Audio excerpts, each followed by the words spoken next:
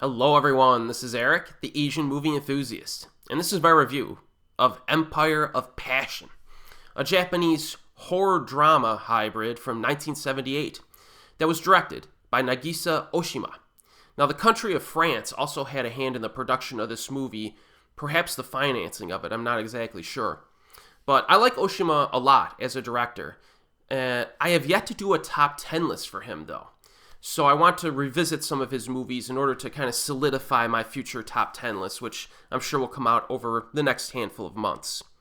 I remember Empire of Passion being one of my personal favorites from him, and it definitely holds up. Now, this is set in the year 1895, and we have a rickshaw runner arriving home in a village. His younger neighbor, Toyoji, coerces his wife into having sex, so they begin an affair. And they become lovers, but this Toyoji guy is very jealous of the husband and decides that him and his wife should kill this guy. So one night after the husband comes home drunk, his wife and her lover strangle him and then dump him down a well. Does this sound familiar? To avert any suspicions, the wife tells her fellow villagers that her husband has gone off to Tokyo to work. But suspicions emerge, and the husband's ghost begins to visit from beyond the grave. So yes, this film, you basically have two protagonists, right? The wife and her lover that are your main, protagonists, not so much, your main characters. And that's one thing you'll notice about this film is that none of the main characters in the film are especially likable. We have this sleazy dude who's the lover. He coerces this guy's wife into having an affair with him, and then he does it fairly aggressively, by the way, almost forcing her to do it. But after this display of sleaziness, this clown then decides to murder the husband. As if sleeping with the dude's wife isn't bad enough, right? He's quite a deplorable human being. And then we have the wife, who kind of allows herself to be easily manipulated into doing all kinds of immoral things. You could just tell that this woman is fairly stupid and lacking in any morals whatsoever. She just goes with the flow, The funny thing is that she has a younger daughter who was sent away to work, but the daughter returns to visit the house sometimes, and even she can tell that her mother is just morally bankrupt. And then we have the husband, before he's killed, is a bit dodgy himself. He makes a few underhanded insults about his wife, and he has a habit of drinking excessive amounts of alcohol on a nightly basis until he passes out drunk to finish off his day. So, if you're a moviegoer who needs to establish like a positive connection to a true likable protagonist, this may be a little bit of a problem for you. But I felt like these immoral lovebirds, I guess you could call them, experience a descent in their relationship due to the consequences surrounding their act of murder.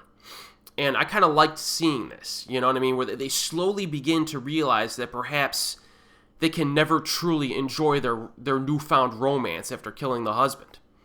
And I did enjoy that element specifically, probably because I wanted to see them get their just desserts, so to speak. Now, another positive is that you have the appearance of a few side characters, like the aforementioned daughter. The two most prominent side characters are like this nutty policeman guy. You have this policeman who shows up. He's a little weird, but you do kind of like him because he suspects something's off here, and he's kind of investigating this couple. And then you have this young master who owns a portion of the nearby forest and the area where they dump the body, and he starts interacting with things. So I do like how they infused a few extra side characters into this, and you're not really sure how these characters, as well as the ghostly presence of the dead husband, will impact the story. So I did enjoy the story overall, despite the fact that our lead characters are not likable.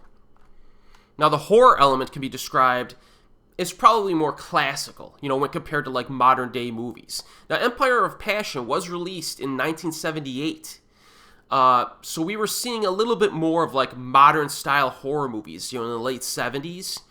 Especially in other countries like the United States. But even Japan had a few that were kind of moving past that samurai era horror type theme into more modern stuff. But this movie has more of like that classic era vibe to it, perhaps because the story itself is set in the 19th century, and it does employ a few tropes that we saw in those Japanese ghost films from the 1950s and 60s. But at the same time, A few scenes in the old well in this film kind of reminded me a little bit of The Ring. Just a little bit, you know. The scares of the film are effective. You know, we get a number of ghostly hauntings by the dead husband. The ghost is not that aggressive, you know, at achieving vengeance. It's more of like a sad ghost that inflicts guilt upon the characters and psychologically damages them, which kind of compounds the pressure of the townspeople gradually becoming more suspicious of the the disappearance of the husband. And there's a great scene involving a ghostly rickshaw that gets lost in fog. That's probably my favorite scene of the movie.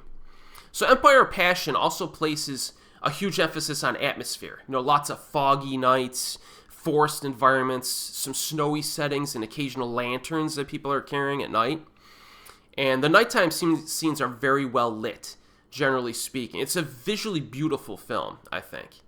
And then also the interesting thing is like the houses that they feature in this film have like very old traditional huge like grass houses, and you could see some of those in modern day Japan if you go to Shirakawa-go, if you were ever on vacation there.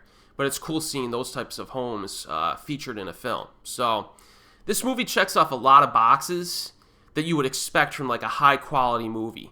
It's very well made, and I strongly recommend this. I think this is definitely one of the better films I think that this director made.